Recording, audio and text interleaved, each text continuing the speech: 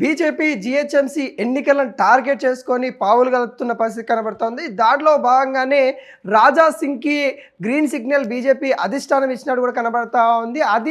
BJP అధినేతలు రాజా సింగ్కి కీలక ఆదేశాలు ఇచ్చినట్టు కూడా కనబడతా ఉంది. తనకి కీలక పదవి కూడా ఇవ్వబోతా ఉన్నారు. బీజేపీలో కొన్ని విభేదాల వల్ల రాజా సింగ్ తన యొక్క బీజేపీ సభ్యత్వానికి మరియు పార్టీకి తను రాజీనామా చేసి మరియు తను వెళ్ళిపోయిన పరిస్థితి మనం అయితే చూసాము. దానికి బీజేపీ అధిష్టానం కూడా తన యొక్క రాజీనామాను కూడా ఆమోదించింది. అయితే బీజేపీకి కొంత దూరంగా ఉన్నా కానీ బీజేపీలోనే ఉన్నాను, అధిష్టానం ఏ నిర్ణయం తీసుకున్నా కానీ నేనైతే అధిష్టానానికి కాదు అని అనుకుంటా తను ఒక పనిచేసుకుంటా వెళ్ళిపోయిన విధానం అయితే మనం చూసాము. ఈ నేపథ్యంలో మళ్ళీ జిహెచ్ఎంసీ ఎన్నికలలో ఖచ్చితంగా గ్రేటర్ హైదరాబాద్లో గెలవాలంటే కీలక నేతలు బీజేపీలో ఉండాల్సిందే. ఆ కీలక నేతల్లో రాజా సింగ్ ప్రముఖంగా ఉంటా ఉన్నారు. ఎందుకంటే ఆయన ఎమ్మెల్యేగా అనేక సార్లు గెలవడము మరియు తన యొక్క మాట తీరు కావచ్చు, తన యొక్క విధానం కావచ్చు, తన యొక్క బీజేపీ ఏవైతే వాళ్ళ యొక్క ధర్మాలు ఏవైతే ఉంటాయో పాటిస్తారో వాటన్నిటికి కూడా కేర్ ఆఫ్ అడ్రస్ బీజేపీలో మనం రాజా సింగ్ అని కూడా చెప్పుకోవచ్చు.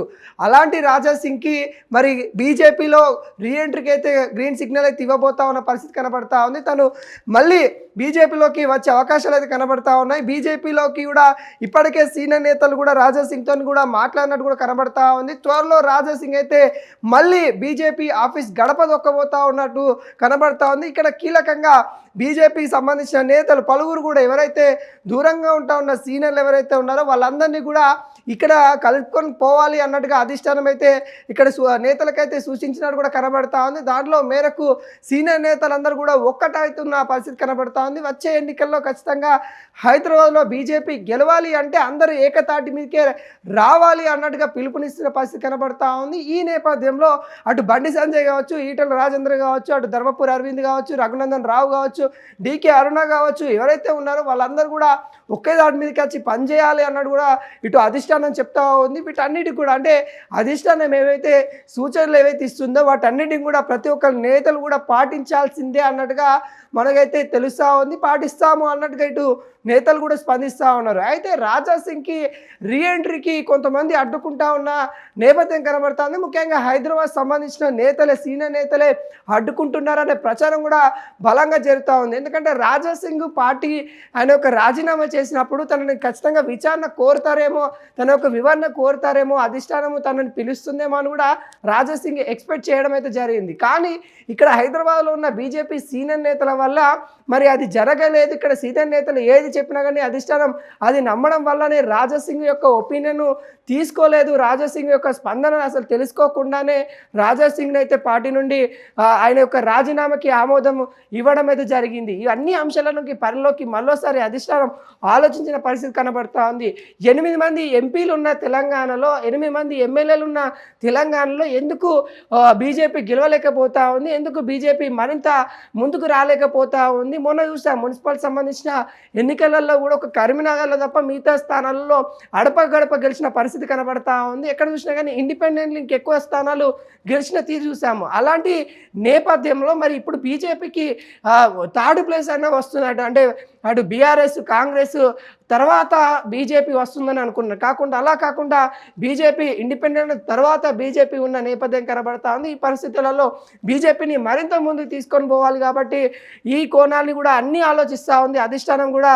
ఇవన్నీ ఆలోచించి రాజా సింగ్కి మళ్ళీ బీజేపీలోకి రావాలి, ఖచ్చితంగా కార్యశీలన కార్యక్రమాలు అయితే చేయాల్సిందే అన్నట్టుగా రాజా సింగ్ అయితే అటు పిలుపునిచ్చినట్టు కూడా కనబడతా ఉంది. రాజా సింగ్ కూడా రావడానికి సిద్ధంగా ఉన్నాను, కాకుంటే తనకు ఏవైతే తన నియోజకవర్గం ఏదైతే ఉందో అక్కడ పూర్తిగా బీజేపీకి సంబంధించిన క్యాడరు తన యొక్క వాళ్ళే ఉన్నారు కాబట్టి నాకు అక్కడ మున్సిపల్ కార్పొరేట్ చైర్మన్లు అందరూ కూడా మా అనుచరులకే ఇవ్వాలి అన్నట్టుగా తను పెట్టినట్టు కూడా కనబడతా ఉంది. రాజా సింగ్ కూడా కొన్ని ఆంక్షలు పెట్టి తీసుకుంటున్న పరిస్థితి కనబడతా ఉంది. ముఖ్యంగా హైదరాబాద్లో గెలవాలంటే బీజేపీలో రాజా సింగ్ ఉండాల్సిందే అనే విధంగా బీజేపీ అధిష్టానము అక్కడ ఫిక్స్ అయింది అన్నట్టుగా తెలుస్తూ ఉంది. ఈ కోణంలో రాజా సింగ్కి కీలక పదవి కూడా ఇచ్చే అవకాశాలు అయితే కనబడతా ఉంది. ముఖ్యంగా గ్రేటర్ హైదరాబాద్ పరిధిలో రాజా సింగ్కి బీజేపీ తరపున కీలక పదవి అయితే ఉండబోతా ఉంది. దానికి సంబంధించి కూడా మరి కొద్ది రోజులలో అయితే రాజా సింగ్ అయితే ఒక గుడ్ న్యూస్ అయితే వినబోతా ఉన్నారు. రాజా సింగ్ కూడా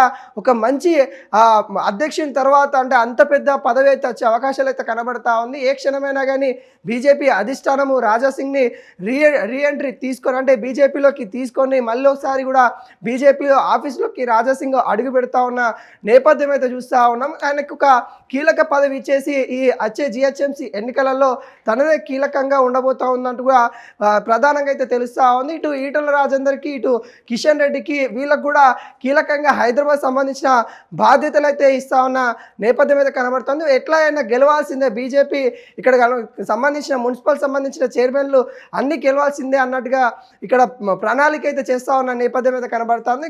చూడాలి మరి మేయర్ సీటు లక్ష్యంగా ఇటు అయితే బీజేపీ అయితే చూస్తూ ఉంది. మరి మేయర్ సీటు సాధనకై అటు ప్రణాళిక చేస్తూ ఉంది. మరి ఎంతవరకు సక్సెస్ అవుతుందనే కూడా మనం వేచి చూడాల్సిన పరిస్థితి కనబడతా ఉంది. రాజా సింగ్ రాకని బీజేపీ సీనియర్ నేతలు మరి బీజేపీ నేతలు కూడా హర్షం వ్యక్తం చేస్తూ ఉన్నారు. ఏ క్షణమైనా కానీ బీజేపీలోకి రాజా సింగ్ అయితే మళ్ళీ రాబోతా ఉన్నారు.